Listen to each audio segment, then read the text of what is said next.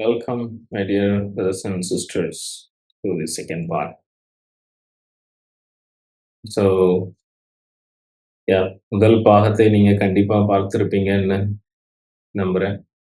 So, second part.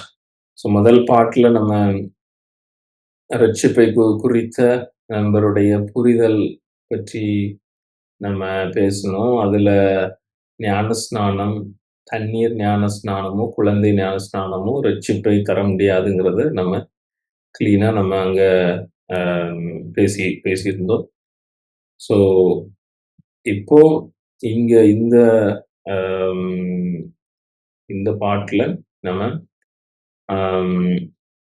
ரட்சிப்பை பற்றி வேதாகமம் என்ன சொல்கிறது?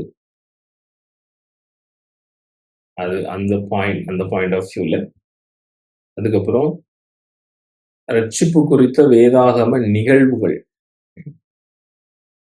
ரட்சிப்பு நிகழ்வுகள் என்னெல்லாம் நடந்தது, இன்சிடென்ட்ஸ். அந்த மாதிரி நிகழ்வுகள் பார்த்தா உங்களுக்கு நல்ல ஐடியா கிடைக்கும். ஓகே, எப்படி ஆல்ரெடி பிபிலிக்கல் இன்சிடென்ட்ஸ் எப்படி நடந்திருக்கு அப்படிங்கிறத பார்க்கும்போது நமக்கு ஒரு நல்ல புரிதல் கிடைக்கும். அடுத்து முடிவுரை நம்ம முடிப்போம் இந்த பாகத்தில். ஸோ ரட்சிப்பை பற்றி வேதாகம் என்ன போதிக்கிறது அப்படிங்கிறதுக்கான வசனங்கள், சில வசனங்கள் நம்புவோம். ஸோ ஃபர்ஸ்ட் ரோமன்ஸ் 1:16-17 தான். ஸோ பால் சுவிசேஷத்தை பற்றி தான் பர்டிகுலராக சொல்லும்போது, சுவிசேஷம்னா நற்செய்தி, குட் நியூஸ் அபவுட் கிரைஸ்ட். கிறிஸ்துவின் சுவிசேஷத்தை குறித்து நான் வெட்கப்படேன். முன்பு யூதரிலும் பின்பு கிரேக்கரிலும் விசுவாசிக்கிறவன் எவனோ அவனுக்கு ரட்சிப்பு உண்டாவதற்கு அது தேவ பலனா இருக்கிறது. கிளீனா பாருங்க. சுவிசேஷம், பால் சுவிசேஷத்தை அறிவிக்கிறதற்கு நான் வெட்கப்பட மாட்டேன். முன்னாடி ஃபர்ஸ்ட் யூதர்ல இருந்து தான் ஸ்டார்ட் ஆச்சு யூடேயா வந்து. அதுக்கப்புறம் கிரேக்கர்கள்ட்ட எல்லா இடமும் பால் காஸ்பல் எடுத்துட்டு போறாரு. ரோமன்ஸ் அவங்க புறையினத்தார், அங்க ஜென்டைல்ஸ் அவங்க கிட்ட காஸ்பல் எடுத்துட்டு போறாரு. பின்பு கிரேக்கரிலும் விசுவாசிக்கிறவன் எவனோ, இயேசு கிறிஸ்துவே ஆண்டவர், அவரு மேல ரட்சகர்னு விசுவசிச்சு பாவத்தை அறிக்கை எடுக்கிறவன் எவனோ அவனுக்கு ரட்சிப்பு உண்டாவதற்கு அது தேவ பலனா இருக்கிறது. இங்கிலீஷ்ல அது power of God. Gospel is the power of God அப்படின்னு இருக்கும். அப்படின்னா அந்த காஸ்பல், அந்த கர்த்தருடைய அந்த காஸ்பல் நற்செய்தி நீ அறிவிக்கும் போதே அதுலேயே ஒரு பவர் ஆஃப் காட் வேலை செய்யுது. ஒருத்தனுடைய ஹார்ட்டை வந்து கர்த்தருக்கு நேரா திருப்புறதற்கு. அதுதான் அந்த நற்செய்தியை அக்செப்ட் பண்றதே வந்து எல்லாராலையும் நார்மலா பண்ண முடியாது. அதுக்கு கடவுளுடைய கிரேஸ் வேணும். அது கடவுள் ஹார்ட்டை ஓப்பன் பண்ணணும். அப்படி இருந்தா மட்டும்தான் அது உள்ள போகும். இல்லைன்னா நிறைய ரீசனுக்காக எல்லாரும் ஹார்ட்டை கடினமா படுத்தி வச்சிருப்பாங்க. இல்லை நான் கேட்க மாட்டேன், எவ்வளவு தடவை யார் சொன்னாலும் நான் கேட்க மாட்டேன், அதை அனலைஸே நான் பண்ண மாட்டேன், அதுக்கு எஃபர்ட்டே எடுக்க மாட்டேன் அப்படின்னு ஹார்ட்டை கடினமா வச்சிருப்பாங்க. அப்படி இருந்தா உள்ள போகாது. இது வந்து கடவுள் அந்த ஹார்ட் ஓப்பன், நம்ம அது இன்சிடென்ட்ஸ் நம்ம வாசிப்போம். அதுல உங்களுக்கு இன்னும் தெளிவா புரியும். இதுல பால் வந்து பவர் ஆஃப் காட், தேவ பலன் அப்படிங்கிறாரு. சுவிசேஷத்தை தேவ பலன் அப்படிங்கிறாரு. விசுவாசிக்கிறவனுக்கு ரட்சிப்பு உண்டாவதற்காக. சோ விசுவாசத்தினாலே நீதிமான் பிழைப்பான். நீதிமான் வந்து விசுவாசத்தினாலதான் பிழைப்பான், ஞானஸ்நானம் எடுக்கிறதுனால பிழைக்க மாட்டான். அப்போ விசுவாசத்தினாலதான் நீதி வர்ற, ரட்சிப்பினாலதான் பிழைப்பான் என்று எழுதியிருக்கபடி விசுவாசத்தினால் உண்டாகும் தேவநீதி. விசுவாசத்தினால் உண்டாகும் தேவநீதி விசுவாசத்திற்கென்று அகைன் அந்த சுவிசேஷத்தினால் வெளிப்படுத்தப்பட்டிருக்கிறது. இதுல ஃபெய்த் அப்படின்னா என்ன ஃபெய்த், யார் மேல உள்ள ஃபெய்த், இதை பத்தி நம்ம முன்னாடி ஒரு வீடியோலையும் பேசியிருக்கோம். ரைஷியஸ் ஷால் லிவ் பை ஃபெய்த். அப்போ விசுவாசத்தினால்தான் நீதிமான் பிழைக்கிறான், அவன் ரைஷியஸ் அப்படின்னு கருதப்படுறான், தேவநீதி. விசுவாசத்திற்கு என்று அந்த சுவிசேஷத்தினால்தான் வெளிப்படுத்தப்பட்டிருக்கிறது. நம்ம சொல்ற எல்லாம் விசுவாசத்தினால பிழைப்பான், அந்த அந்த விசுவாசத்தினால தேவநீதி உண்டாகும் எல்லாம் சொல்றோம்.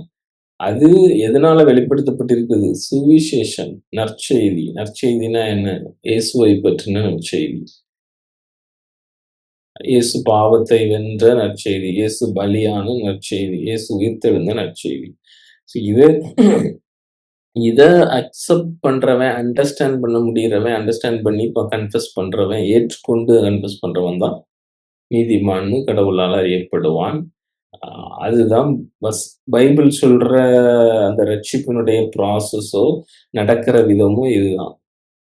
அடுத்து யோவான் 3:16 தேவன் தம்முடைய ஒரே பேறான குமாரனை விசுவாசிக்கிறவன் எவனோ, அவன் கெட்டுப் போகாமல் நித்திய ஜீவனைப் பெறும்படிக்கு அவரைக் கொடுத்து இவ்வளவாய் உலகத்தில் அன்பு செலுத்தினார். இது இன்னும் தெளிவா இருக்கு யோவான்ல.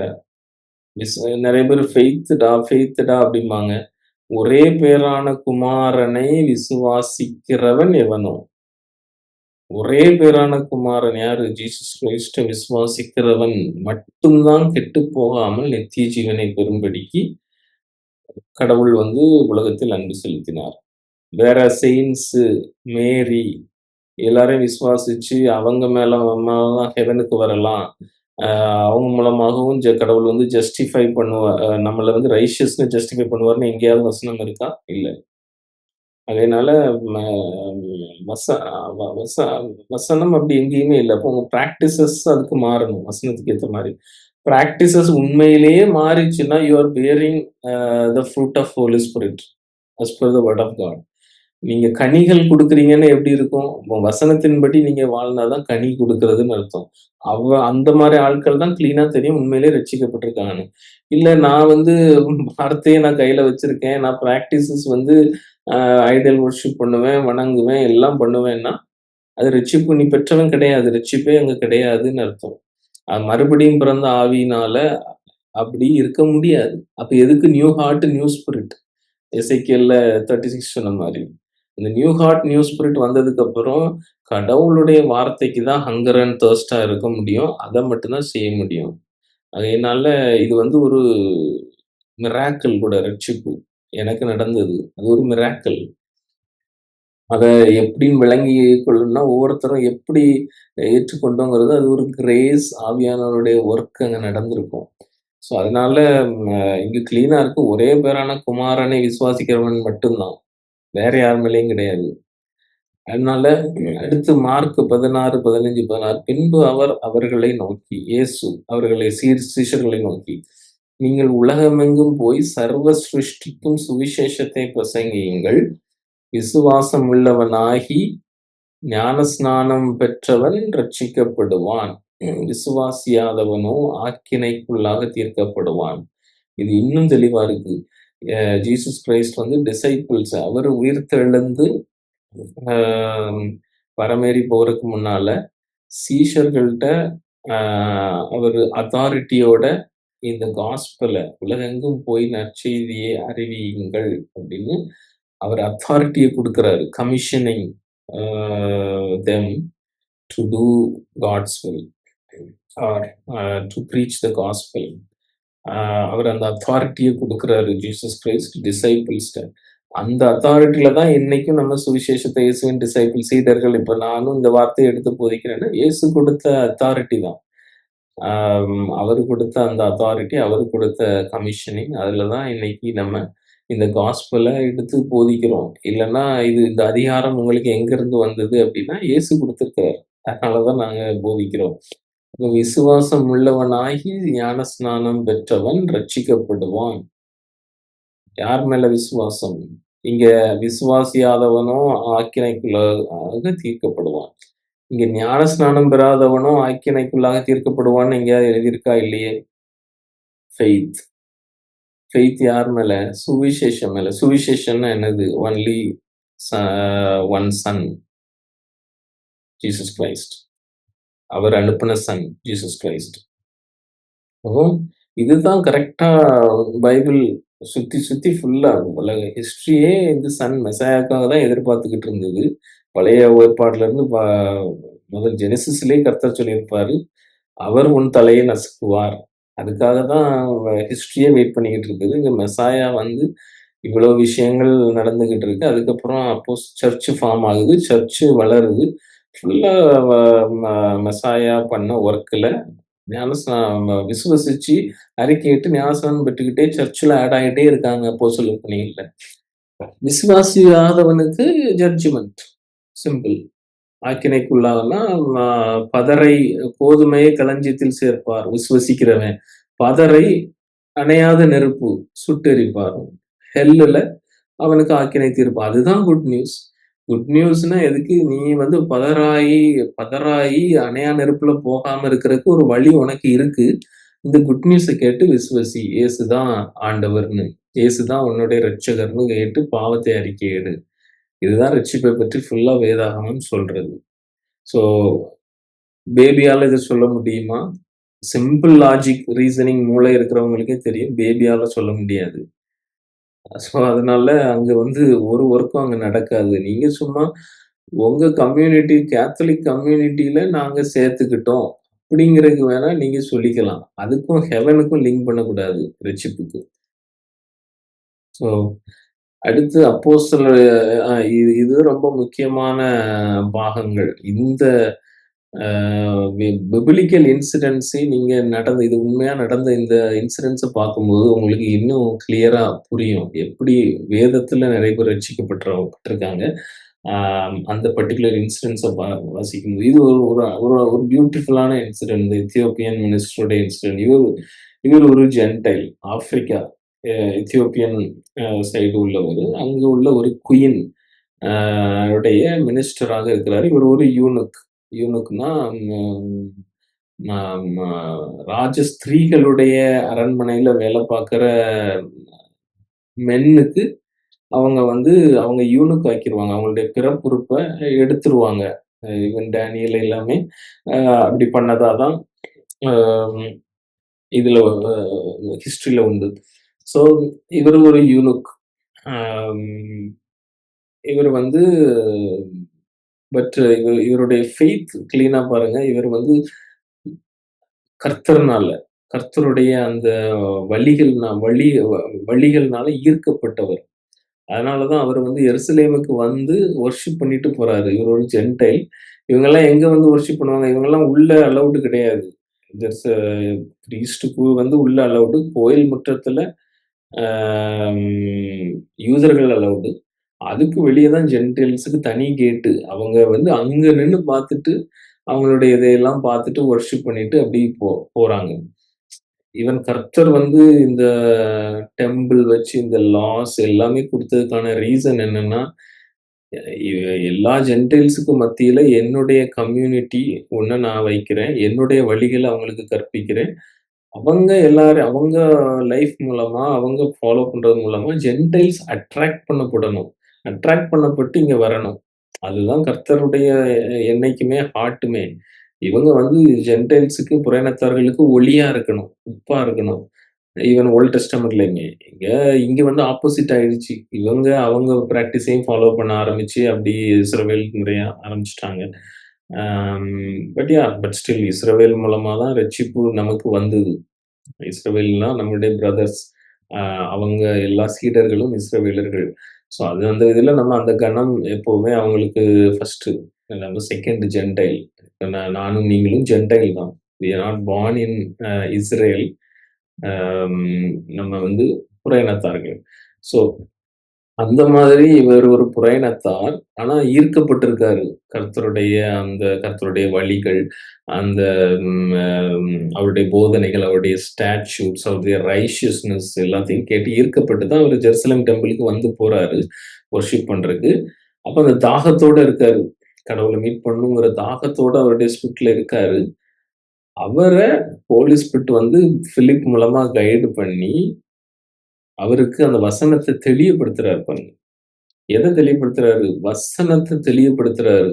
அத தெளியப்படுத்தி இயேசு தான் இந்த மீட்பர் அப்படிங்கிறத தெளிவுபடுத்தினதுக்கப்புறம் அவரு உடனடியா, ஆ நான் முழுமையா அக்செப்ட் பண்றேன். நான் இப்பவே பாப்டிசம் எடுக்கிறேன் அப்படின்னு அவரு கேட்கிறாரு. ஃபர்ஸ்ட் அவரு விசுவாசிச்சு, அ முழு ஹார்ட்டோட ஏற்றுக்கிட்டு, முழு ஹார்ட்ட ஏற்றுக்கிட்டாருனாலே அங்க ஹோலி ஸ்பிரிட் ஒர்க் தான். பாப்டைஸ்ட் பை ஹோலி ஸ்பிரிட் ஃபர்ஸ்ட். அதுக்கப்புறம் ஒரு சிம்பலுக்காக இந்த ஞானஸ்நானம் எடுக்காரு. ஓகேவா? ஸோ அதுதான் இங்க வந்து ஒரு அருமையான இன்சிடென்ட் இந்த இன்சிடென்ட். அநேக பேருடைய வாதங்கள் இதுகளுக்கு எல்லாமே இந்த இன்சிடென்ட் பதில் குடுக்கும். இந்த 3 இன்சிடென்ட் நான் வச்சிருக்கேன். 3மே அருமையான இன்சிடென்ட் பைபிள்ல. ஸோ இத நம்ம வாசிப்போம் ஃபுல் இன்சிடென்ட்டையுமே. பின்பு கர்த்தருடைய தூதன் பிலிப்பை நோக்கி, "நீ எழுந்து தெற்கு முகமாய் எருசலேமிற்கிலிருந்து காசா பட்டணத்துக்கு போகிற வனாந்திரமாய் போ" என்றான். அந்தப்படி அவன் எழுந்து போனான். அப்பொழுது எத்தியோப்பியருடைய ராஜஸ்திரியாகிய காந்தாகே என்பவளுடையக்கு மந்திரியும், அவளுடைய பொக்கிஷம் எல்லாவற்றிற்கும் தலைவனுமாயிருந்த எத்தியோப்பியனாகிய ஒருவன் பணிந்து கொள்ளும்படி எருசலேமுக்கு வந்திருந்து worship. He came to worship. பணிந்து கொள்ளும்படி எருசலேமுக்கு வந்திருந்து, ஊருக்கு திரும்பி போகும்போது தன் ரதத்திலே உட்கார்ந்து ஏசாயா தீர்க்கதரிசியின் ஆகமத்தை வாசித்துக் கொண்டிருந்தான். நம்ம அப்ப பார்த்தோம் ஏசாயா 53. அதுல வந்து மெசாயா எப்படி சிறுமைப்படுத்தப்பட்டு அடிக்கப்படுவாரு அப்படிங்கிற விஷயங்கள் ஏசாயால இருக்கும். அத வாசித்துக் கொண்டிருந்திருக்கான். ஆவியானவர் சொல்லியிருக்காரு இப்போ பிலிப்புட்ட, "நீ போய் அந்த ரதத்துடனே சேர்ந்து கொள்" என்று பிலிப்புடனே சொன்னார். அப்போது பிலிப்பு ஓடிப்போய் சேர்ந்து அவன் தீர்க்கதரிசியின் ஆகமத்தை வாசிக்கிறதை கேட்டு, "நீர் வாசிக்கிறவைகளின் கருத்து உமக்குத் தெரியுமா?" என்றான். அவரு அண்டர்ஸ்டாண்ட் பண்ணாமயே வாசித்துக்கிட்டு இருக்காரு. அவருக்கு இன்னும் அண்டர்ஸ்டாண்ட் ஆகல. பட் அவருக்கு ஒரு ஒரு ஒரு ஈகர்னஸ் இருக்கு. இந்த கடவுள பத்தி தெரிஞ்சுக்கணும். அவன் அவனுடைய ஆப்பிரிக்கால கண்டிப்பா எத்தியோப்பியான்னா, அவனுடைய ஐடல் காட், காடஸ் நெறைய இருக்கும். அவங்க பிராக்டிஸஸ் நெறைய இருந்திருக்கும். ஆனா இவரு ஈர்க்கப்பட்டிருக்காரு. அது கடவுளுடைய திட்டம். அவர் ஈர்க்கப்பட்டிருக்காரு. அதனால தான் எருசலேமுக்கு வந்து வொர்ஷிப் பண்ணிட்டு திருப்பி போறாரு. அவருக்கு ஒரு ஈகர்னஸ் இருக்கு. ஆனா பைபிள் வாசிச்சு புரியல. ஏன்னா யூதர்களுக்கு தான் புரியும். அவங்களுக்கு வழி வழியா அவங்களுக்கு தெரியும். அந்த கன்டினியூட்டி காட் எப்படி வொர்க் பண்ணாரு, என்ன மாரியான ப்ராஃபஸிஸ் குடுத்தாரு அப்படிங்கிறதெல்லாம். அதனால இவரு ஸ்ட்ரகிள் பண்றாரு. புரிய முடியாம. உடனே பிலிப் ஓடி போய் ஆவியானவர் பிலிப்ப கைட் பண்ணி அங்க அனுப்புறாரு. அப்ப பிலிப் வந்து கேட்கிறார், "நீங்க வாசிக்கிறவங்க கருத்து உங்களுக்கு தெரியுமா?" என்றான். அதற்கு அவன், "ஒருவன் எனக்கு தெரிவிக்காவிட்டால் அது எனக்கு எப்படி தெரியும்?" என்று சொல்லி, பிலிப்பு ஏறி தன்னோடே உட்காரும்படி அவனை வேண்டிக் கொண்டான். ஓகே. கெஞ்சி கேட்டிருக்கான். வந்து என்கூட ஏறி இங்க எனக்கு எக்ஸ்பிளைன் பண்ணுங்க இந்த வார்த்தைய அப்படின்னு. அவன் வாசித்த வேத வாக்கியம் என்னவென்றால், அவர் ஒரு ஆட்டைப் போல அடிக்கப்படுவதற்கு கொண்டு போகப்பட்டார். மயிர் தரிக்கிறவனுக்கு முன்பாகச் சத்தமிடாதிருக்கிற ஆட்டுக்குட்டியைப் போல அவர் தமது வாயைத் திறவாதிருந்தார். அவர் தம்மைத் தாழ்த்தினபோது அவருடைய நியாயம் எடுத்துப் போடப்பட்டது. அவருடைய ஜீவன் பூமியிலிருந்து எடுபட்டுப் போயிற்று. அவருடைய வம்சத்தை யாராலே சொல்லி முடியும் என்பதே. எவ்வளவு அருமையான கிறிஸ்துடைய அன்பு, அவருடைய பட்டதையும் எழுதியிருக்கு. ஏன்னா, அவரு பக்கம் அவரு பக்கம் இப்ப நியாயத்த பேசணும்னா, ஃபுல்லா பேசலாம். அவர் ரைச்சியஸ். அவர் பாவமே அறியாதவர். ஈவன் அவங்க வந்து அவர ம் பாடுகள்ல சிலுவையில அறையப்பட்ட விதத்திலயுமே நெறைய ரூல்ஸ், லாஸே மீறப்பட்டிருக்கு. அது எல்லாமே அவரு எதையுமே கேட்கல. அவரு அமைதியா எப்படி ஒரு ஆட்டுக்குட்டிய, ஒரு ஷீப்ப அடிக்க கொண்டு போகும்போது, அது நம்மள கொண்டு போக அடிக்க தான் போகுதுன்னு தெரியாம, சத்தமிடாம இருக்கிற அந்த ஆட்டுக்குட்டி மாரி, இவரு தெரிஞ்சுமே எல்லாம் அமைதியா இருந்தாரு. ஏன்னா, அவருக்கு தெரியும் இதுதான் கடவுளுடைய வில். இப்படிதான் கடவுள் நடத்தி கொண்டு போகிறாங்கிறது அவருக்கு தெரியும். இது வந்து எல்லாம் பிளான்டு. அ இதுக்காக தான் இதுதான் என்னுடைய பணி. இதுக்காக தான் நான் வந்திருக்கேங்கிறது அவருக்கு தெரியும். அவர் முழுமையா தாழ்த்தி இருக்கும்போது, அவருக்கு உண்டான நியாயமே எடுத்து போடப்பட்டது. அ இவங்க வேத பாடகர்கள் எல்லாமே அந்த நியாயத்தையே அவங்க கண்டுகொள்ளாம விட்டாங்க அவர் விஷயத்துல. அவருடைய ஜீவன் பூமியிலிருந்து எடுபட்டு போயிற்று. அவர் மரித்தார். ஆனா, அதுக்கப்புறம் எழுதியிருக்கு, அவருடைய வம்சத்தை யாராலே சொல்லி முடியும்? கிறிஸ்துனால அ உண்டாக்கப்பட்ட வம்சத்தை யாராலயும் எண்ண முடியாது. இது ஆபிரகாமுக்கு குடுத்த அந்த அ ப்ராமிஸ்.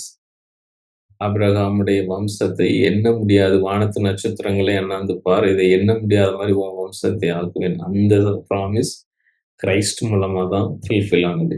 இன்னைக்கு சர்ச் கிறிஸ்டுடைய பிள்ளைகள் பிலீவர்ஸ் இல்லாத நேஷனே இருக்க முடியாது. ஈவன் பட்டி தொட்டி ஒரு சின்ன எங்கேயாவது ஒரு ஐலேண்டா இருந்தா கூட அங்க கடவுளுடைய சர்ச் இருக்கும். Believers church I am talking about உண்மையான பிலீவர்ஸ் நான் பேசிக்கிட்டு இருக்கேன். ஆகையினால அ அததான் அவரு வாசிச்சுக்கிட்டு இருக்கிறாரு. இந்த ம் வசனத்த. ஆனா அவருக்கு புரியல. யார பத்தி இந்த ப்ராஃபெட் சொல்றார்? மந்திரி பிலிப்பை நோக்கி, "தீர்க்கதரிசி யாரை குறித்து இதை சொல்லுகிறார்? தம்மை குறித்தோ, வேறொருவரை குறித்தோ எனக்கு சொல்ல வேண்டும்" என்று கேட்டுக்கொண்டான். அப்போ அ அவரு கேட்கிறாரு. அ அப்போது பிலிப்பு பேசத் தொடங்கி இந்த வேத வாக்கியத்தை முன்னிட்டு இயேசுவை குறித்து அவனுக்கு பிரசங்கித்தான்.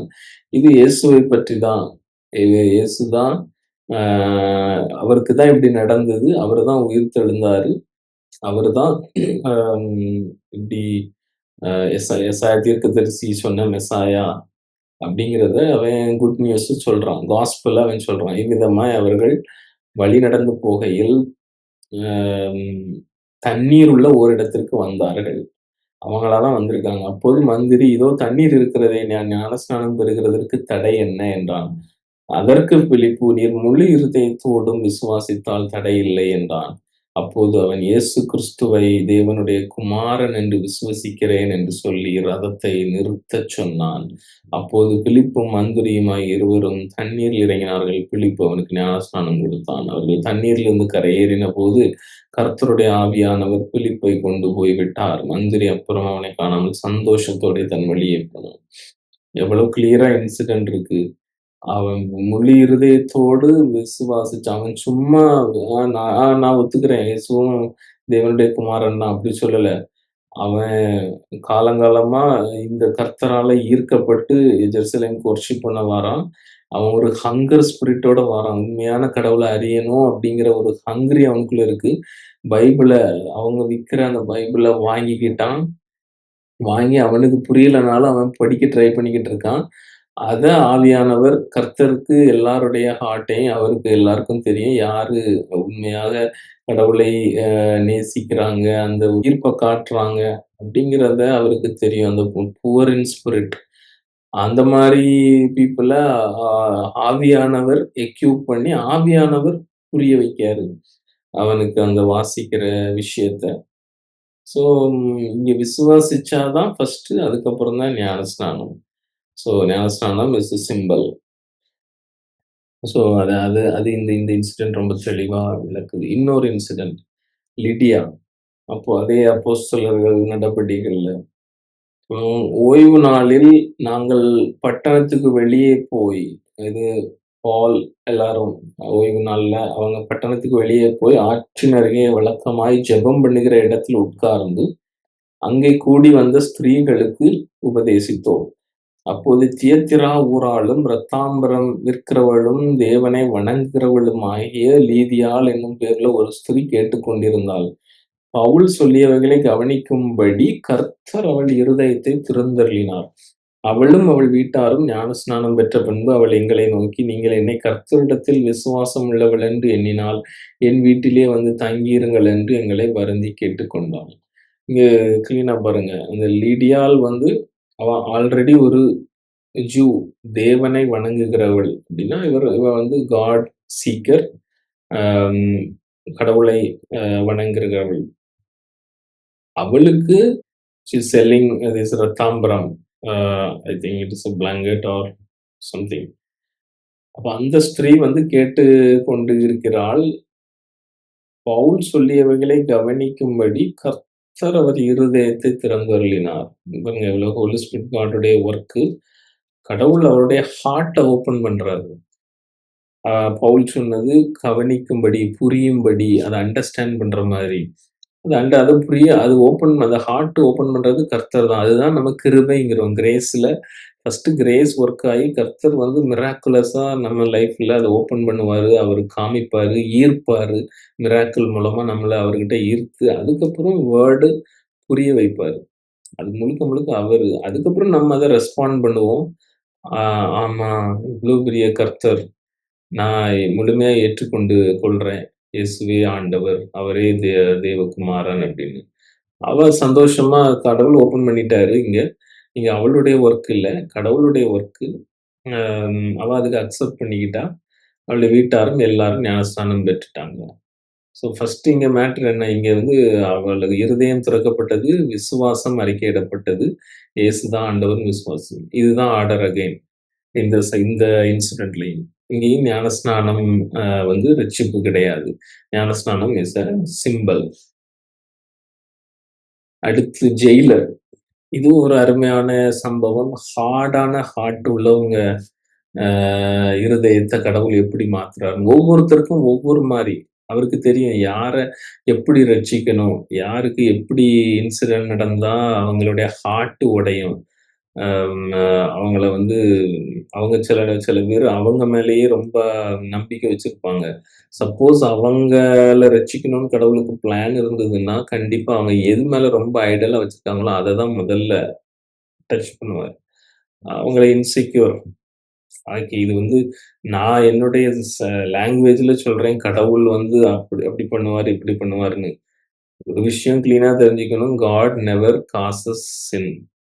கடவுள் வந்து பாவத்தை உண்டாக்குற மாதிரி ஒருத்தன இப்படி பண்ணணும், அப்படிலாம் பண்ண மாட்டாரு.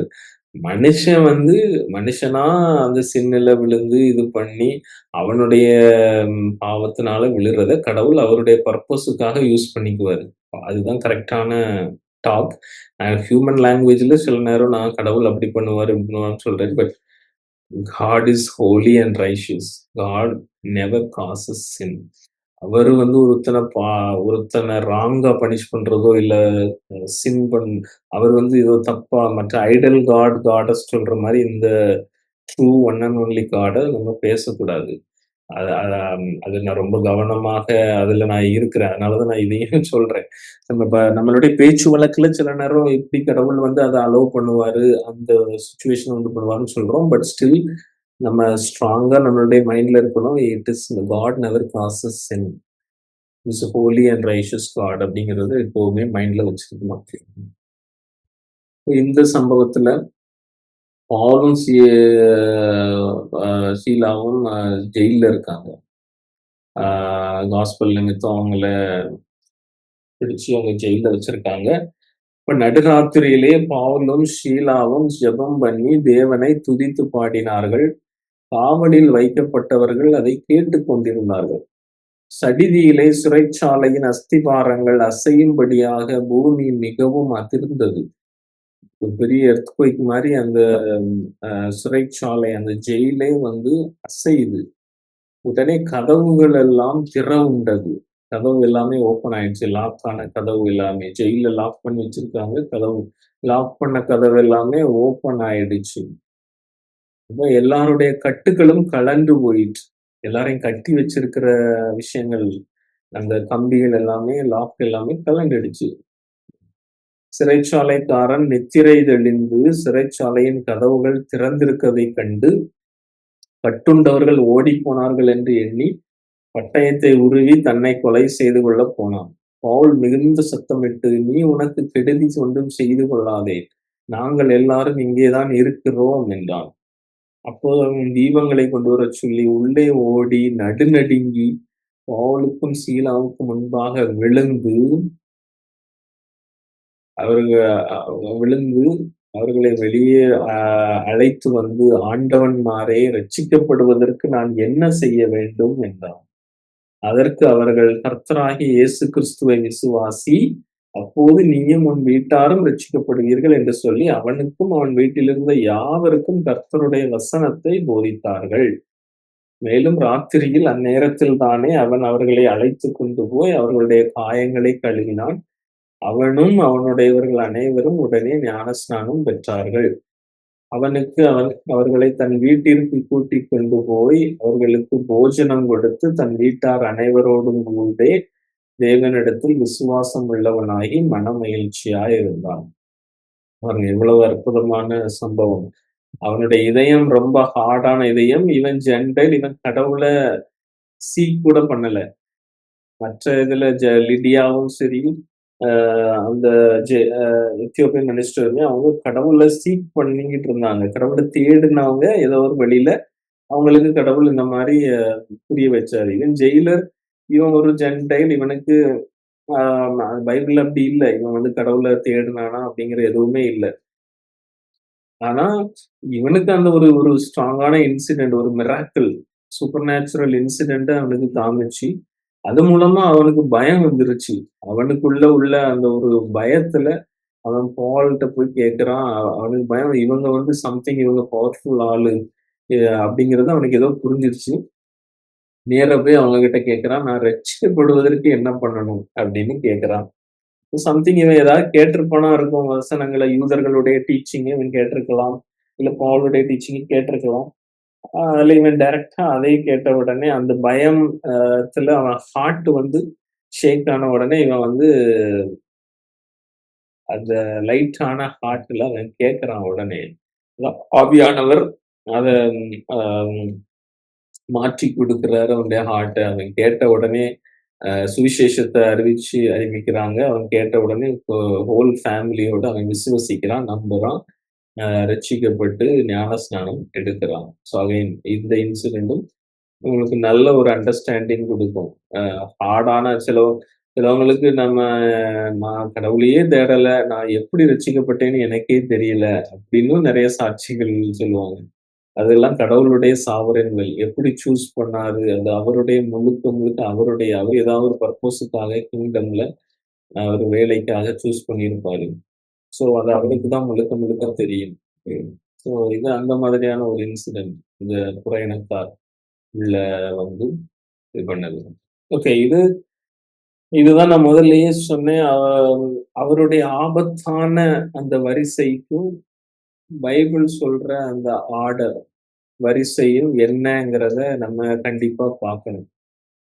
ஒன் இப்ப நான் சொல்ற அந்த ஆர்டர் வந்து என்னன்னா, ஜெனரலா salvation order for believers as per the word of God Bible படி.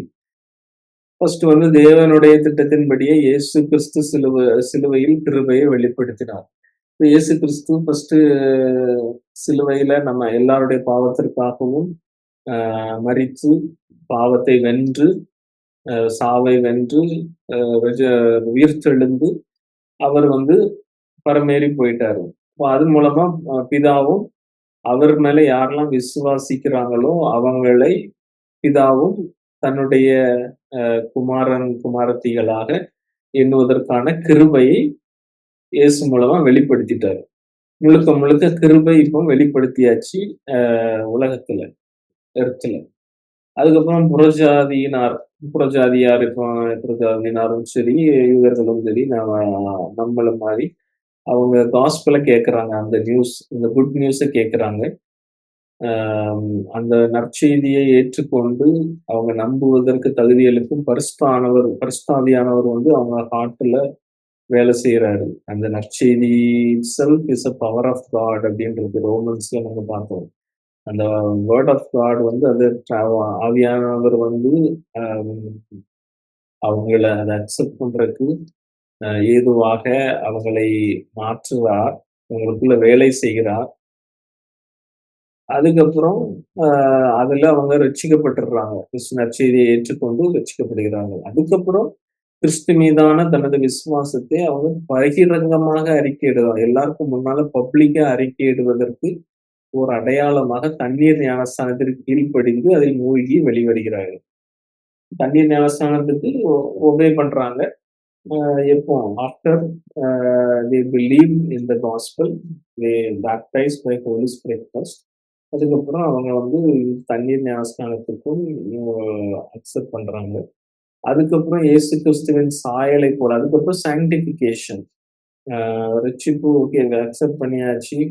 ரட்சிப்பு கிடைச்சிருச்சு. அதுக்கப்புறம் நீ இயேசுவின் சாயலை போல இங்க வாழும்போது மாறணும் தினம் தினம். அதுக்கப்புறம் தான் ரியல் டெய்லி அதுக்கப்புறம் தான் நீ உன்னுடைய ஹோலி ஸ்பிரிட் காட் வேலிடேஷனே அதுக்கப்புறம் தான் இருக்கு. நீ உண்மையிலேயே ரட்சிக்கப்பட்டியாங்கிறதுக்கு என்ன அடையாளம்னா, உனக்கு ஆட்டோமேட்டிக்கா நீ டெய்லி ஒரு கிங்டம்ல இருந்து பாவ கிங்டம்ல இருந்து மரித்து இன்னொரு கிங்டம்க்குள்ள வந்துட்ட. அப்ப இந்த கிங்டம்க்குள்ள வந்துட்டன்னா, இந்த கிங்குடைய டீச்சிங்க்கு நீ எந்த அளவுக்கு சீரியஸா இருந்து உன்னுடைய டிரான்ஸ்ஃபர்மேஷன் நடக்குது.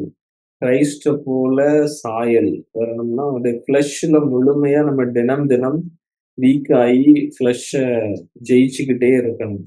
அதற்கு நமக்கு ரொம்ப கிரேஸ் தேவை. அந்த கிருபையில கிறிஸ்தவ வாழ்க்கைய ரன் பண்ணணும். இயேசுவின் சாயலைப் போல தினம் தினம் மாறுகிற பரிசுத்தமாக்குதல் ப்ராசஸ கடவுள் ஆரம்பிச்சுருவாரு பிலீவர்ஸ் லைஃப்ல.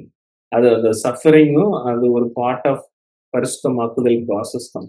சஃபரிங் மூலமா விசுவாசிய சிறுமைப்படுத்துவார். இயேசு சிறுமைப்படுத்தி அவர் வழியில வந்தது மாதிரி விசுவாசிய சிறுமைப்படுத்துவார். விசுவாசி அந்த சிறுமைப்படுத்துற ப்ராசஸ்ல இருக்கும்போது லேர்ன் பண்ணணும் கர்த்தருடைய வார்த்தைய. அதே மாதிரி கர்த்தருக்காக எப்படி வைராக்கியமா நிக்கணுங்கிறது ஒரு டெஸ்ட்டும் கூட அந்த நேரம். அது அந்த நேரம் நிக்கணும். அந்த நேரம் அமைதியா பேஷண்டா பெர்சிவியர் பண்ணணும். அந்த சஃபரிங்கையுமே. அதுக்கப்புறம் சரீர மரணமோ, துன்பமோ விசுவாசிகளை கிறிஸ்துவனிடமிருந்து அந்த அன்பிலிருந்து பிரித்து போறதில்லை. விசுவாசி நித்திய ஜீவனுக்கான நித்திய நம்பிக்கையுடன் கிறிஸ்துவுக்குள் வாழ்ந்து மரிக்கிறார். இப்ப நான் சொல்ல இதுதான் பைபிள் சொல்ற இந்த ஓவரால் ரட்சிப்பின் ப்ராசஸ். மரித்த உடனே அவர் கர்த்தருக்குள் அங்க பாரடைஸ்ல போயிருவாரு. இதுதான் பைபிள் சொன்ன ப்ராசஸ். இங்க ஸ்ட்ராங் ஹோப். இங்க நற்செய்தியை நீ ஏற்றுக்கொண்டு அறிவிச்ச உடனேயே கடவுளால நீ அக்செப்ட் பண்ணப்பட்டுட்ட. நீ ரட்சிக்கப்பட்ட விசுவாசி. அப்போ அதுக்கப்புறம் உன்னுடைய ரட்சிப்பு இங்கிருந்து you will not lose your salvation. அதுக்கப்புறம் நீ பாவம் ஓகே தப்பி தவறி நீ பாவம் பண்ணிட்ட ஒரு நாள். உடனே நீ சால்வேஷன் எல்லாம் இழக்க மாட்ட. அதுக்கப்புறம் இயேசு கிறிஸ்துனால் நீ திருப்பி அந்த ஒரு நம்பிக்கை உனக்கு தெரியும். இயேசு கிறிஸ்து என்னுடைய பாவத்தை ஏற்றுக்கிட்டாரு. நான் அறிக்கையிடுறேன்னு பாவத்துக்கு நீ அழுது நீ மன்னிப்பு கேட்கும்போது அந்த பாவம் மன்னிக்கப்படும். இங்க வாழும்போது கர்த்தருக்கு தெரியும் நம்ம எல்லாம் வீக்கான ஆட்கள். திருப்பி நம்ம ஏதாவது பாவத்துல விழுந்தோம்னா திருப்பி கர்த்தருடைய அந்த ரட்சிப்புள்ள நமக்கு அந்த அனுபவம் இருக்கும். அதுல நம்ம அந்த விசுவாசத்தினாலே நம்ம அறிக்கையிடுவோம் திருப்பி பாவத்தை. அப்போ மன்னிப்பு கிடைக்கும். திருப்பி அப்படிதான் அந்த வாழ்க்கை கண்டினியூ ஆகும். இங்க கண்டினியூ ஆகி ஃபைனலா நம்ம இறந்து மரிப்போம். பட் நமக்கு என்னைக்குமே அந்த முத்திரை ஹோலி ஸ்பிரிட்டுடைய முத்திரை நமக்கு கொடுக்கப்பட்டுச்சு. First we baptized by Holy Spirit. நம்ம நற்செய்தி அறிவித்து இயேசுதான் என்னுடைய ரட்சகர் அப்படின்னு நம்ம விசுவாசிச்சதுக்கு உடனே நம்ம நீதிமான்னு பிதாவால அறியப்பட்டிருந்தோம். ஸோ அதை நம்ம இழக்க மாட்டோம். அந்த தகுதி அது ஒரு தகுதி குவாலிட்டி. அதை நம்ம இழக்கவே மாட்டோம் என்னைக்கும். அதுதான். ஆனா உண்மையான தகுதியா உண்மையான விசுவாசியாங்கிறது எப்படி நமக்கு தெரியும் அப்படின்னா அவனுடைய வாழ்க்கையை பார்த்தாலே ஈஸியா தெரியும். உண்மையான விசுவாசின்னா ஐடலை வொர்ஷிப் பண்ண மாட்டான். he will not continue in sin. கிருபைங்கிற பேர்ல அவன் பழைய பாவத்துல அப்படியே கண்டினியூ பண்ண மாட்டான். விசுவாசின்னா அவன் டெய்லி தன்னுடைய ஃபிளஷ் கடவுள் எந்த சின் பண்ணாலும் நான் கடவுளுக்கு அகைன்ஸ்டா அப்படி பண்ணிட்டேன் சென்சிட்டிவ் டு சின் அப்படி இருப்பான். டெய்லி மாறுவான். வசனத்தை டெய்லி வாசிச்சு வசனம் தான் கடவுளுடைய வார்த்தைன்னு நினைச்சு அதை வாசிச்சு மாறுவான் டெய்லி. இதெல்லாம் ஒரு விசுவாசி. அப்புறம் கனி கொடுப்பான். ஃப்ரூட் ஹோலி ஸ்பிரிட்டுடைய ஃப்ரூட்டை அவன் வெளியே கொடுத்துக்கிட்டே இருப்பான். அதை பத்தி தான் தெரியும் இவன் உண்மையான விசுவாசின்னு. மரிக்கும் போது அவனுடைய சாட்சி நிறைய பேர் சொல்லுவாங்க. அது நமக்கு தெரியும். இல்லாம உண்மையான விசுவாசி அப்படிங்கிறது நமக்கு நாமே சும்மா ஒரு பட்டம் என்னுடைய டினாமினேஷன் சொல்லிச்சு அதனால இப்படிதான் அப்படிங்கிறது கிடையாது. வசனம் என்ன சொல்லுது. இப்ப இவருடைய கேத்தலிக் ஃப்ரெண்டுடைய ஆர்டர் சால்வேஷன் இவர் என்ன சொல்றாருன்னா அது வெரி இன்ட்ரெஸ்டிங். எப்படி ஒரு டேஞ்சரஸான ஆர்டர். அது எப்படி அவங்க இது உண்மையை புரிஞ்சுக்கிட்டாங்கன்னா அவங்களுக்கே தெரியுது எவ்வளவு பெரிய டேஞ்சரஸான ஆர்டர். அவங்களுடைய அந்த கம்யூனிட்டில என்ன அவங்க பிலீஃப்னா சாக்ரமெண்ட்ஸ் சபை சொல்லுகிற அந்த திருச்சடங்குகளை நீங்க கரெக்டா பின்பற்றிட்டீங்கன்னா நீங்க ஹெவனுக்கு வந்துடலாம், ரட்சிக்கப்பட்டுடலாம் அப்படின்னு தான் அவங்க போதிப்பாங்க. அதாவது அவங்க ஞானஸ்நானம் ஒரு சடங்கு ஃபர்ஸ்ட். அடுத்து அவங்க நற்கருணைன்னு ஒன்று வச்சிருப்பாங்க, கொடுப்பாங்க அது அவங்க சபை சர்ச்சில். அப்புறம் திருவிருந்துன்னு சொல்லி, அதுக்கப்புறம் அ உறுதி பூசுதல்னு ஒண்ணு வச்சிருப்பாங்க. நோயில் பூசுதல்னு ஒண்ணு வச்சிருப்பாங்க. அப்புறம் இறக்கும்போது அடக்க ஆராதனை அந்த மாரி அத அத அவர் ப்ரீஸ்ட் வந்து இவர் வான் வீட்டில் இருப்பார் அப்படின்னு பிரேயர் பண்ணுவாரு. அ அதெல்லாம் நீங்க கரெக்ட்டா பண்ணிட்டீங்கன்னா, நீங்க ஹெவனுக்கு போயிரலாம் அப்படின்னு. இதுதான் அவங்களுடைய சடங்கு, திருச்சடங்கு. பைபிள்ல உள்ள சடங்கு கிடையாது. அவங்களுடைய கம்யூனிட்டில உள்ள திருச்சடங்கு. அப்ப அத பின்பற்றுவதன் மூலமாக மீட்பை அடைய முடியும் தான் இந்த கத்தோலிக்கம் நம்புது. அப்ப அதுபடிதான் குருவானவர் குழந்தைக்கு திருமுழுக்கு அருட்சாதனத்தை அவர் நடத்துறாரு. குழந்தை பரிசுத்தாவியையும், ரட்சிப்பையும் பெறுகிறது அப்படின்னு அவரு சொல்றாரு. இதுல பெரிய இன்ட்ரஸ்டிங் என்னன்னா, அதுக்கு பிறகு குழந்தை கிறிஸ்துவில் வாழ்வது என்பது அவரவர் சுய முயற்சியால், அவரவர் கையில் தான் உள்ளது அப்படின்னு தான் இது. அதுக்கப்புறம் இவங்களுக்கு என்ன எப்படி நடக்கும்? என்ன ஃபெய்த்து, ஹோப்பு நம்ம சொல்ற பைபிள் சொல்ற இதெல்லாம் அவங்களுக்கு என்னன்னே தெரியல. ஆஃப்கோர்ஸ். ஏன்னா, அது இந்த பாத்துல வந்தா தான் அவங்களுக்கு faith, hope, first grace, faith, hope, eternal life இது எல்லாமே அவங்களுக்கு தெரியும். அவங்களே முதல்ல அவங்க ஃபெய்த்த எக்ஸ்பிளைன் பண்ண முடியும். அவங்களுக்கு இந்த இது எதுவுமே தெரியல. அதனால தான் அவர்ட்ட இருந்து கரெக்ட்டான வார்த்தை வந்திருக்கு. Okay, I am honouring that he uh தெரிந்தோ தெரியாமலோ அவர் வந்து அவருக்கு அவருடைய ஹார்ட்ட கரெக்ட்டா சொல்லிட்டாரு. Which is good. அப்பதான் வந்து ட்ரூத் திருப்பி அ தெரிய முடியும். இதற்கு பிறகு கிறிஸ்துவில் வாழ்வது என்பது அவரவர் சுயமுயற்சி. அது எவ்வளவு பெரிய டேஞ்சரஸான சிச்சுவேஷன் நெனச்சு பாருங்க. ஒரு சபை சொல்லுது, "நீ வந்து ஹோலி ஸ்பிரிட்ட பெற்றுட்டப்பா. நீ ரட்சிக்கப்பட்டுட்டப்பா. பேபியா இருக்கும்போதே உன்னைய ரட்சிச்சுட்டோம். இதெல்லாம் எடுத்துரு" அப்படின்னு சொல்லிட்டு, அதுக்கப்புறம் நீ ஹெவனுக்கு அ கிறிஸ்துவுல இணைந்து வாழ்றது வந்து உன்னுடைய முயற்சி. அது நீ மாறாம வாழாம போயிட்டன்னா, அதுக்கு நாங்க ஒண்ணும் செய்ய முடியாது. அப்ப நம்பிக்கையற்ற அபாயகரமான சூழ்நிலை. அவனுக்கு என்னன்னும் தெரியாது. நம்ம என்ன எடுத்தோம்னும் தெரியாது. நம்ம என்ன எப்படி வாழணும்னும் தெரியாது. ஏன்னா, இதுக்கப்புறம் நீங்க வந்து பைபிள ஒண்ணும் டீச் பண்ண போறதில்ல. அவங்களுடைய சபையில அவங்க சடங்குகள் இந்த மாரி பைபிள சும்மா பேருக்கு வாசிப்பாங்க. ஹார்ட்ல எந்த ஒரு பிரேயருமே வராது. அவங்க புக்ல வாசிப்பாங்க. இயேசுவ பெர்சனலாலாம் அவங்களுக்கு தெரியாது. ரிலேஷன்ஷிப் வித் ஜீசஸ் கிரைஸ்ட்லாம் இருக்காது. ஆ அங்கருந்து நீங்க ரட்சிக்கப்பட்டு ஓகே. அங்கருந்து நெறைய பேர் நானும் இங்கருந்து ரட்சிக்கப்பட்டு வந்தவன் தான். அங்கருந்து ரட்சிக்கப்பட்டு வந்தீங்கன்னா, நீங்க இத பிடிச்சுக்கிட்டு இருக்க மாட்டீங்க. அததான் நான் சொல்றேன். இத பிடிச்சுக்கிட்டு இருக்க மாட்டீங்க. இங்க வந்துருவீங்க. ஏன்னா, உங்களுக்கு அந்த ரட்சிப்பினுடைய எக்ஸ்பீரியன்ஸே வந்து மறுபடியும் பிறந்த ஆவி இங்க கொண்டு வந்துரும். ஹோப்பு, ஃபெய்த், கிரேஸ் அத கிருபை, விசுவாசம் எல்லாமே இங்க வந்துரும். பைபிள் படி. இங்க நீங்க உங்க சபைப்படி பிடிச்சுக்கிட்டு இருக்க மாட்டீங்க. அததான் நான் சொல்றேன். இங்கருந்து யாரும் ரட்சிக்கப்பட மாட்டீங்க அப்படின்னு நான் சொல்லல. அப்படி பார்த்தா நானும் இங்க கத்தோலிக்கனா இருந்து 33 வயசுல ரட்சிக்கப்பட்டவன் தான். அம் அதனால தான் நான் I am privileged to say this.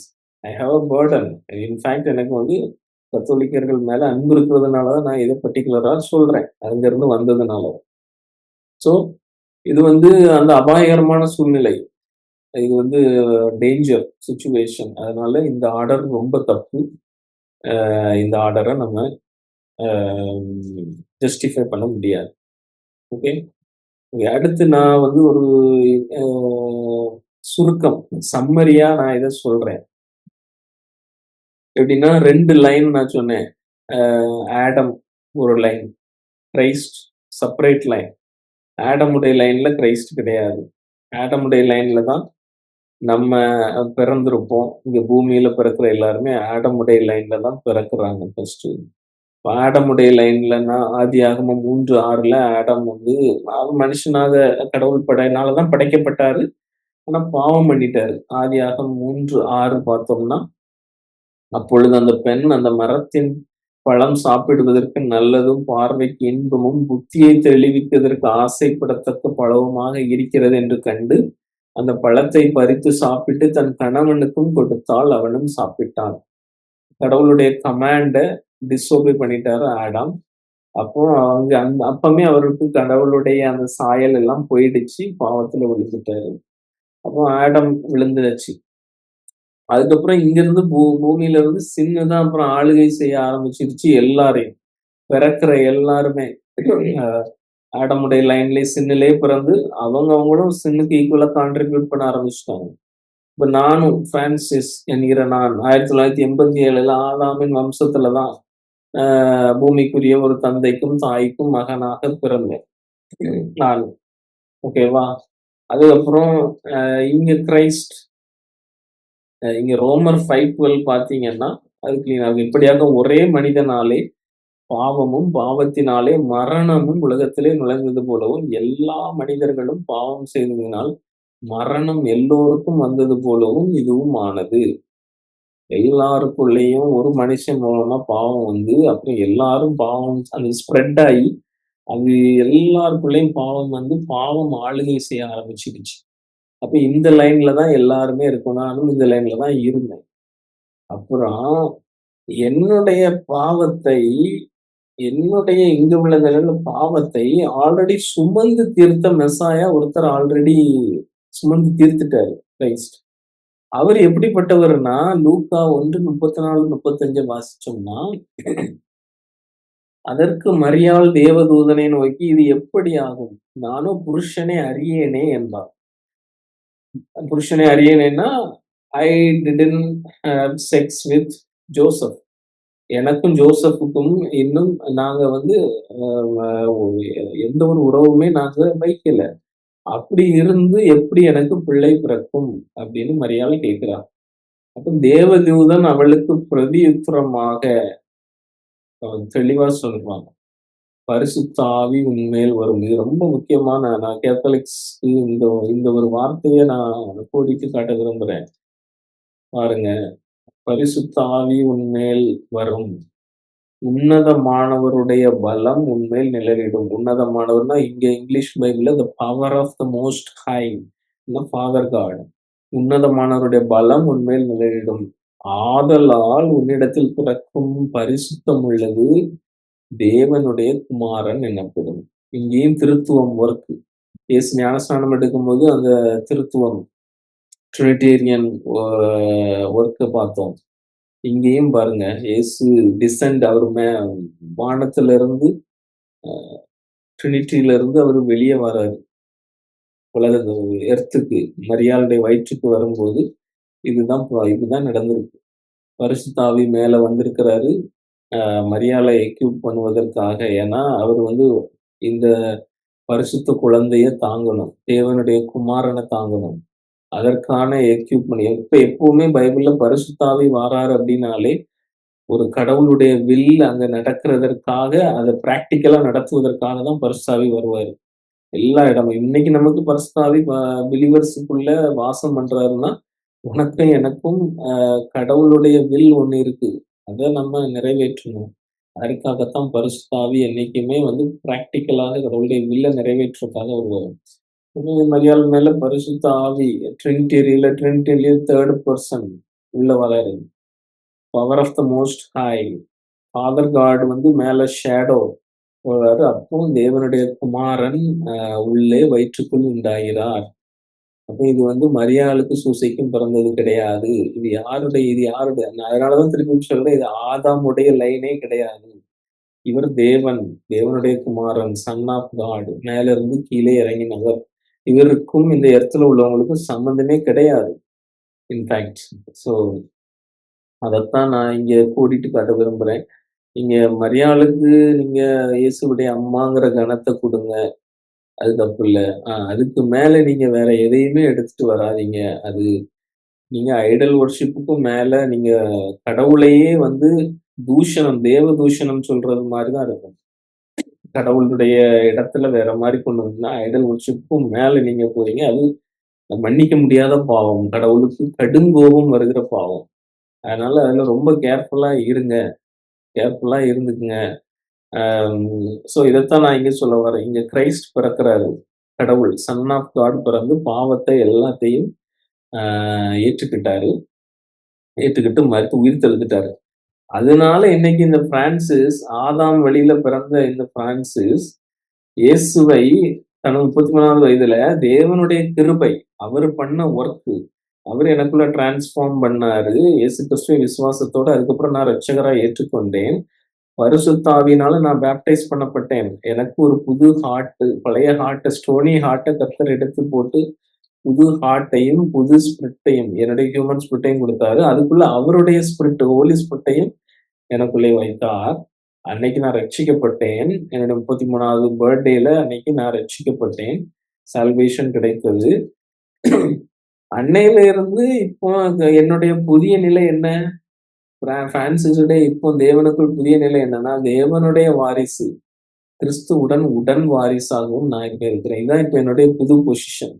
என்னுடைய புது பொசிஷன் இப்ப நோ மோர் ஐ அம் இன் ஆடம்ஸ் லைன்.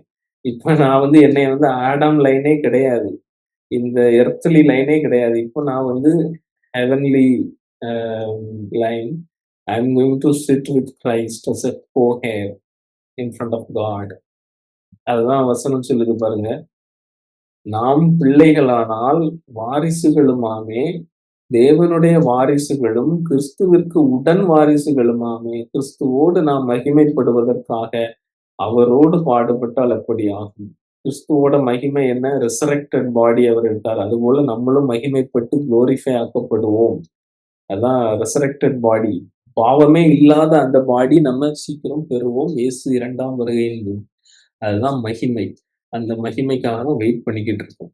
ஸோ இது கிளியர். நான் ஜஸ்ட் ஒரு சுருக்கம் ரட்சிப்பு உங்களுக்கு அந்த புரிதலுக்காக இன்னும் ஆழமாக ஒரு படம் வரைஞ்சு அதை என்னுடைய ரட்சிப்பை பத்தி நான் சொல்லணும்னு நினைச்சேன். So you can understand better.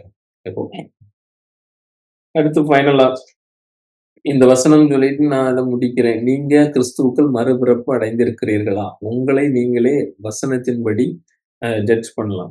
மறுபிறப்பு அடைந்தால் நான் சொன்ன மாதிரி அந்த மறுபிறப்பு அடைந்த ஸ்பிரிட் வந்து கடவுள் வார்த்தைக்கு அகைன்ஸ்டா எதுவும் செய்யாது. அதனால அதுவே உங்களுக்கு ஃபர்ஸ்ட் வேலிடேஷன். உங்க ஸ்பிரிட், உங்க ஹியூமன் ஸ்பிரிட்லயே நீங்க என்ன ஃப்ரூட் வெளியே வருதுங்கிறத கண்டுபிடிச்சுக்கலாம். ஏன்னா உள்ள ஹோல் ஸ்பிரிட் இருந்தா உங்க ஹியூமன் ஸ்பிரிட்ல ப்ரொடியூஸ் பண்றது ஹோலி ஸ்பிரிட்டுக்கு எதுவான ஃப்ரூட்டா இருக்கணும். அதுதான் வசனத்திலேயும் இருக்கு. அதனால தம்முடைய குமாரன் அநேக சகோதரர்களுக்குள்ளே முதற் பேரானவராய் இருக்கும் பொருட்டு தேவன் எவர்களை முன்னறிந்தாரோ ஃபோர்நியூ, ப்ரீடெஸ்டைன், ஃபோர்நியூ, எவர்களை முன்னறிந்தாரோ அவர்களை தமது குமாரனுடைய சாயலுக்கு ஒப்பாயிருப்பதற்கு முன்குறித்திருக்கிறார். எவர்களை முன்குறித்தாரோ அவர்களை அழைத்தும் இருக்கிறார். கால்ட், எவர்களை அழைத்தாரோ அவர்களை நீதிமான்களுமாய் இருக்கிறார். Justified as righteous. அவங்க வந்து உண்மையிலே ரைஷியஸ் கிடையாது. பை டிஃபால்ட் அவங்க ரைஷியஸ் கிடையாது. ஆனா கிரைஸ்ட் ஏற்றுக்கொள்ளும்படி அவங்களை அழைத்ததுனால அவங்களை ஜஸ்டிஃபைடா ஆக்கி இருக்கிறார். எவர்களை நீதிமான்களாக்கினாரோ அவர்களை மகிமைப்படுத்தியும் இருக்கிறார். He also glorified. What a wonderful words it is, my dear brothers and sisters. யாரையெல்லாம் கடவுள் முன்குறித்தாரோ, நிறைய பேருக்கு நம்ம காஸ்பல், இப்ப நான் இந்த காஸ்பல் எல்லாருக்கும் அறிவிக்கிறேன். யாரெல்லாம் முன்குறித்தாருன்னு எனக்கு தெரியாது. பட் கடவுளுக்கு தெரியும். இதை யாருக்கு மூலமாக கேட்டு அவங்க ரட்சிக்கப்படணும். இதை கேட்டுக்கிட்டு இருக்கிறவங்களுக்கு அந்த பிளானா தான் இருக்கும். அது ரட்சிக்கப்படணும்னு கடவுள் யாரெல்லாம் நீங்க முன்குறிக்கப்பட்டவர்களாக இருக்கலாம். முன்குறிக்கிறாரோ அவங்களை எல்லாமே அவர் வந்து அழைத்து, அவர் காஸ்பலை கொடுத்து, கேட்க வச்சு, அவரே கிருபையை கொடுத்து, அவங்கள ரைஷியஸ் பீப்புள் அப்படின்னு தேவனுக்கு முன்னால அந்த பட்டத்தையும் கொடுத்து அவர்களை மகிமைப்படுத்தி இருக்கிறார். இங்க வந்து மகிமைப்படுத்தி விட்டார் அப்படின்னு போல் சொல்றாரு. ஏன்னா கர்த்தர் வந்து ஒரு திட்டத்தை ஸ்டார்ட் பண்ணாருன்னா அது தட்ஸ் இட், ஃபுல்ஃபில். அவர் வார்த்தை. நம்ம இனிமே குளோரிஃபைட் பாடி நமக்கு கிடைக்க போகுது. பட் ஆல்ரெடி மகிமைப்படுத்தி இருக்கிறார் அப்படின்னு. ஏன்னா அந்த இது நமக்கு கிடைக்கும் கண்டிப்பா. அந்த நிச்சயம் கிடைக்க போற அந்த நிச்சயத்தை பால் வந்து எழுதுனதுனாலதான் மகிமைப்படுத்தி இருக்கிறார் அப்படின்னு இருக்கிறாரு. glorified body we are going to receive. I am going to receive in Christ. எனக்கு அதுல 100% எனக்கு வந்து faith இருக்கு, hope இருக்கு.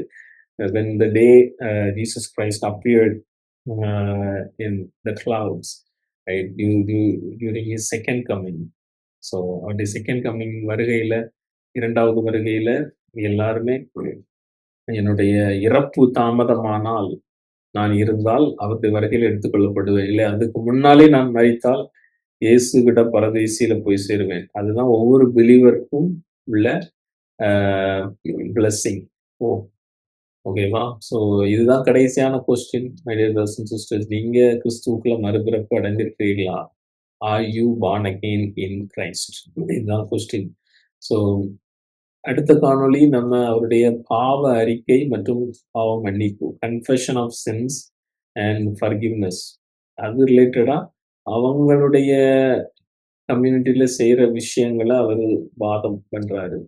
அது எப்படி பைபிளுக்கு அகைன்ஸ்ட் அப்படிங்கிறத நம்ம அடுத்த காணொளியில நம்ம பார்ப்போம். இந்த காணொளியில கண்டிப்பா கடவுள் அநேக விஷயங்கள நம்ம பேசியிருக்கிறார், பேச வைத்திருக்கிறார். நீங்க கேட்டதற்கு நன்றி. இன்னும் கடவுள் வார்த்தை அதிகமா ஆழமா தியானியுங்க. அதுதான் மகத்துவமிக்க வார்த்தை, உண்மையுள்ள வார்த்தை. அது உங்க அ ஜாயிண்ட்ஸ், மேரோஸ், ஜாயிண்ட்ஸையும் இல்ல அ உங்க ஹார்ட்டையும் கிழிச்சிட்டு உள்ள போற வார்த்தை.